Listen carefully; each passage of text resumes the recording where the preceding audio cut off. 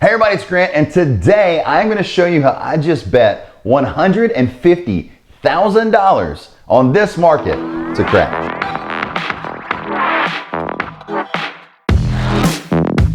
So for the first order of business, how do you like the trim? Before I had my trim done, it was only, 86 days, 12 hours, 46 minutes, and a couple of seconds. But who's counting? When it comes down to it, I did film my illegal haircut, and I've got it all for you, and I've done it in a very fun and interesting way, kind of like I was doing something really illegal. It was really kind of fun, and I enjoyed doing it. So I will have that, and I'll stick that in the future video, just upcoming. It'll be a very short part, but it's really funny, so it's worth putting in there. On top of that, don't forget that we also have just hit 500 plus subscribers, and now, if you can kind of tell on the channel, we really passed that, but we hit 500 plus subscribers, and I told you I was going to do a drawing for you. So today's video is that drawing. So stay tuned. We will have a $100 giveaway somewhere in this video, and I think you're really going to enjoy it and today's video, so stay tuned. So let's get into the actual video. When it comes down to it, I can't describe this past quarter besides one way. Absolutely crazy.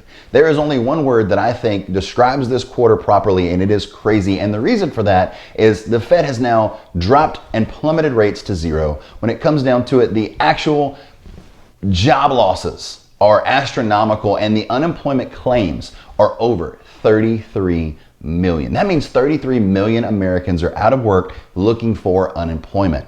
On top of that, we have printed trillions and trillions of dollars to put into our market in the form of stimulus, PPP loans for small businesses, and larger corporation loans. When it all comes down to it, toilet paper is now a tradable commodity where it is a currency to where you can give somebody some and they will give you whatever you were looking for in return. On top of all of that, I would probably trade you for some Lysol, and the reason behind any of this is because there is an illness that no one could have foreseen, no one's actual fault, and it is affecting all of us. Also, with all of this crazy news, the Dow has had the craziest roller coaster ride. Once again, I emphasize the word crazy, the craziest roller coaster ride of our lives. The Dow has tripped circuit breaker after circuit breaker starting in early March and went all the way down to the $18,000 range. On top of that, it also had some of the biggest gains in its history by rising all the way back up to 24,000 points. Whew! Anybody else kind of tired of this and just want to kind of put your money in a bundle and hold it? When it all boils down to all of this, it just seems that whatever the media says next, the market seems to do the rest. Now, this brings up some questions. Are we already priced in to the bottoms? Have we already taken into account of the bottoms? Well, when it comes down to it, we're going to have some terrible, atrociously terrible earnings that are going to be reported by these companies that are nearing bankruptcy. I mean, if you don't think these companies are hurting, something is wrong with your thinker. These companies have not been making what they're making. We have not been leaving our houses to buy their products, and it could be changed forever because the average American's realizing that, my life hasn't really changed without spending this excess money. So when it comes down to it, a lot of economists, and thank you so much for your great opinions, the economy's gonna get better and we are gonna rally through this. Got it. The economy's gonna get worse and we haven't seen the worst of it yet. Okay. And then there's this other thought process, which the greatest economy in the entire world is going to trade laterally for the next 10 years. What? Okay. A broke clock is right twice a day. So I get it. Thank you, economists, for these amazing opinions. It's either going to get worse or it's going to get better. It's going to be flat. Got it. But here's my point. In 2008, when actually we deserved, because of the financial crisis that the banks caused for lending people money that they shouldn't have been lending to, when all of that collapsed and Lehman Brothers went out, we didn't trade laterally for 10 years. Stop it. So anyway, as far as all this goes, no one knows is my point, neither do any of these economists. There is no factual data that can back up anything that's going to happen next, because right now it's fear, it's scared, and it's a black swan event. So no one knows what's going to happen next. So let's get into the reasons on why I chose to make this bet. So let's get into the real reasons on why I've made this investment, as well as what this investment actually is. So this investment is actually a short, okay? So I bought a short, which means that I am shorting a particular side of the market or a particular stock. In this case, I bought SPXU, which is a S&P 500 short that will go triple the loss or the gain of what the S&P 500 does. Let me explain the short buying process and the short selling process before we get into this video. That way, just in case you decide to do something like this, you are better informed and better prepared. So, when you buy a short, it is the same as when you buy any stock. In the event that you feel you have a chance to make money at it, you can purchase it. And in this case, the market goes up, so the short goes down, you can buy in the dips. Now, that process is the exact same I'll teach you on all my other investment videos, like my first investment video that I posted, investing $225,000 in the market, and we will have a follow-up to that one very soon. Here's the thing, on the selling side of a short, you are not going to sell it like you will sell a typical stock. And I know a lot of investors that you're watching on YouTube like Graham and Meet Kevin say their sell button is broken. That's because they want to hold these for the long term. In a short, this is as close to casino gambling as you will get in the stock market, because this right here is when you hold it too long, you will be in the negative so bad. So be very careful if you take this advice. My advice for you is, if you're not an experienced investor, please do not do this. Once again, I am just a guy on YouTube. This is my personal opinion and my personal portfolio, so do not take it as I need to go out and spend some money. So let's get into the serious part of this video and to explain why I have so much money invested in the SPXU short of the S&P 500. Now, this all boils down to my standard investment principles where you buy in the dips. So back in February, I bought SPXU, and I was still scared of this stock, just as I was, and I rightfully should be, because I made an entire video on how I lost all of my portfolio by buying this stock. When it comes down to it, I ended up owning it at a cost average of 500 shares at $24 a share. I owned it when it was around $30, $36, $38, and I owned it at that whopping 52-week high of $43. And at this time, I was at a $10,000 profit, and I did what every investor does. I got a little greedy. At this time, all of the market was still terrible. The market was plummeting left and right. The news was out. We were barely getting started with this. And when you look at Italy and all the other places that have had this illness, they have stayed shut down for about as long as we did. But at the time, who would have known that the market would have done the complete opposite, and we would have already priced in a lot of the lows, and it would have went up. So during this rally, I did not sell at my $10,000 profit, and I ended up starting to buy in the dips. The other thought process I had was, at the time, the 52-week low of this S&P 500 short was $17. Well, now the 52-week low is actually $14, because it is a 3 times loser or gainer of whatever the S&P 500 does. So the 52-week low of this stock means nothing, because I would think that you'd have to be at 29,500 points for it to go below it. That's not the case here.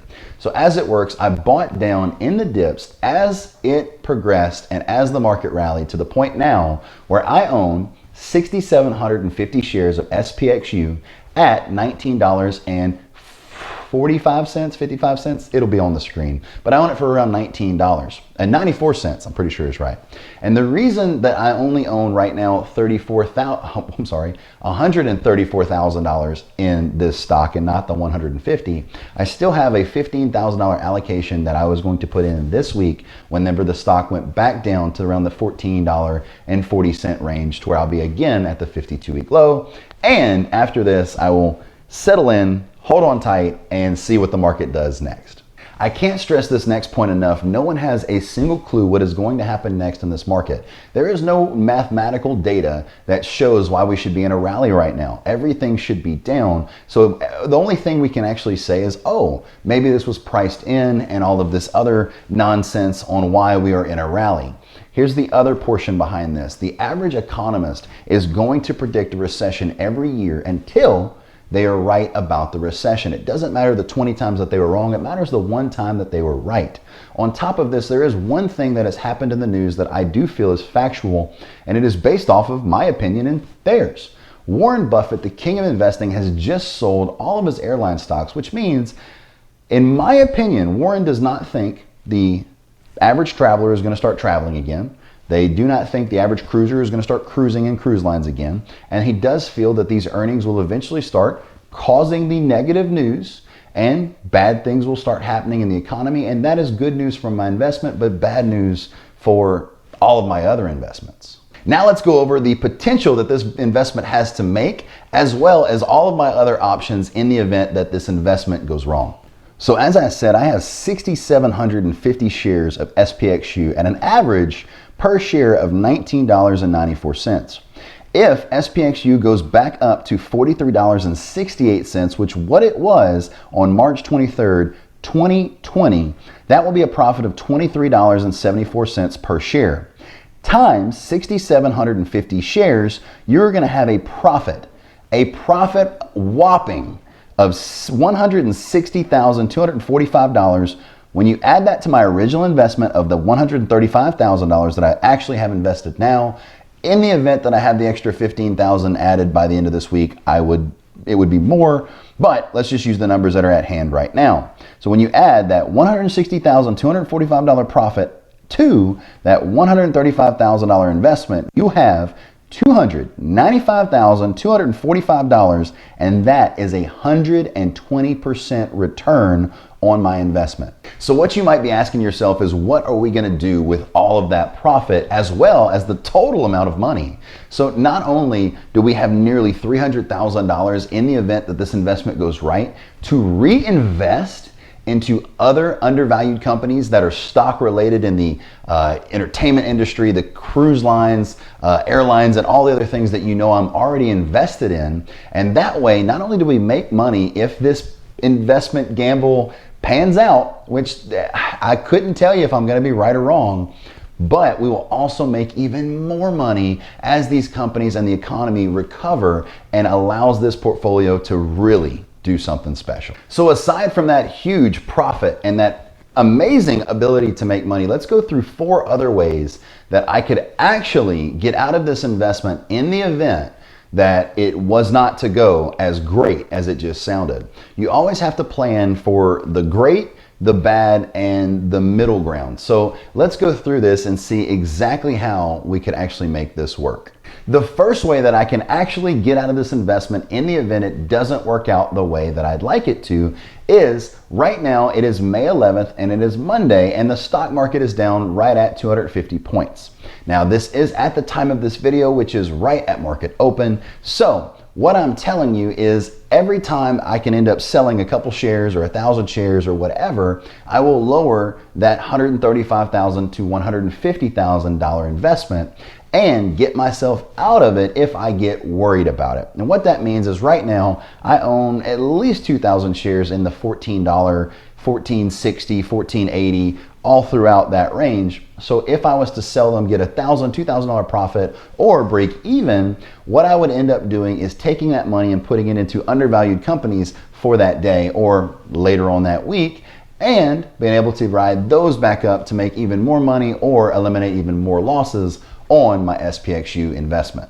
The second option I have in the event this investment does not pan out the way I'm looking for is a one lump sum loss. Now, in the event that I was to sell it at a break-even price, or I could sell it at the point of a $13,000, which is my lowest loss so far in the last month, or as big as $33,000 loss currently, I would be able to take that money, reinvest it into undervalued companies, and watch that money rise back up with my cruise lines, airlines, banks, oil and gas, or whatever you would like to invest it in my portfolio.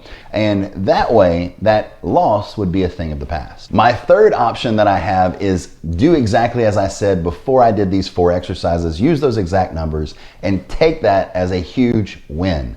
End up turning that $135,000 to $150,000 investment into $300,000 to turn around and reinvest into failing companies, currently undervalued companies, and companies that are hit by this illness, and ride those up and make this portfolio do something fantastic. My fourth option is the one that I dread the absolute most. I do not want to do number 4 because I am way too competitive, and this will end up stressing me out over the long run.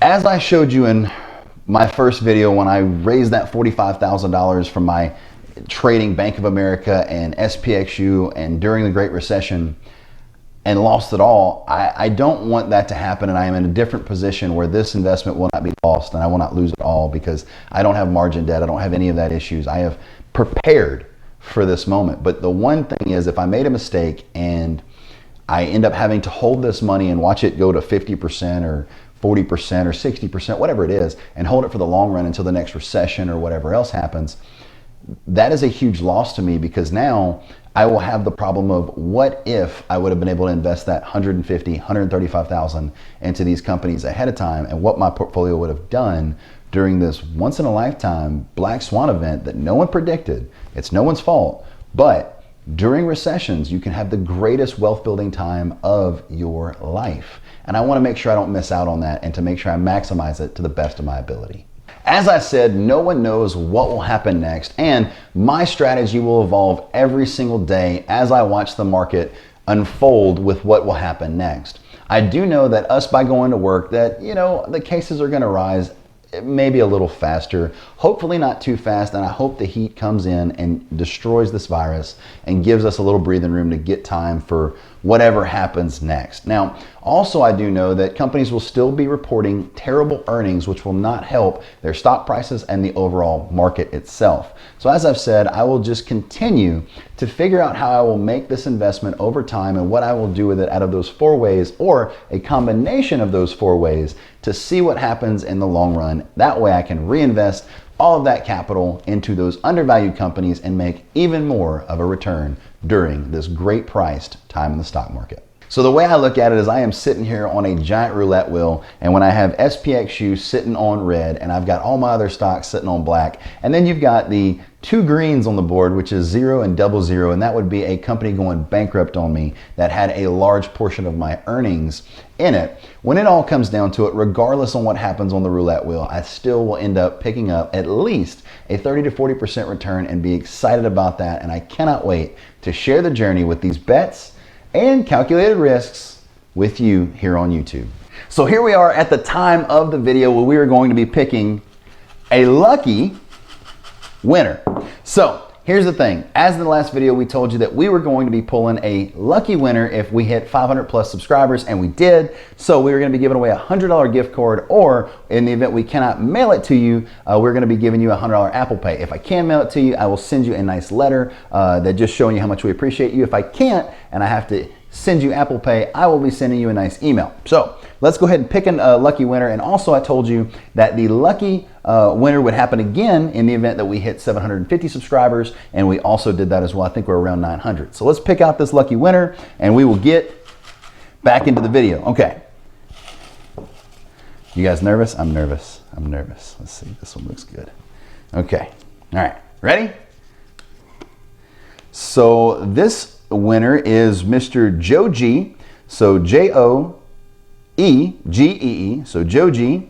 And his comment was, "Awesome video, Grant. Your channel is going to grow like crazy. I am sure of it." So thank you, Mr. Joe G. You are now the proud winner of either a Apple Pay, $100, or a gift card with $100, and there'll be some type of form of note that goes to you. So thank you for commenting. I'll get a zoom in on that in just a second. And also, just be staying tuned. We're probably going to do one at 1,100 subscribers as well. That way we have a little room to the point where we'll get monetized, which is going to be really cool, and every YouTuber's dream in the very beginning on YouTube. Thank you so much for supporting us. Let's get back into the video, and hopefully we'll be giving you some money and some prizes real soon. That's it for the video, guys. If you enjoy videos like this, please demolish that like button. Also, please subscribe to our channel and hit the notification bell. It'll tell you anytime that we post. We post every Wednesday and Friday. On top of that, please comment anything you'd like to see in future videos, as well as have a fantastic afternoon, and I will see you on the next one.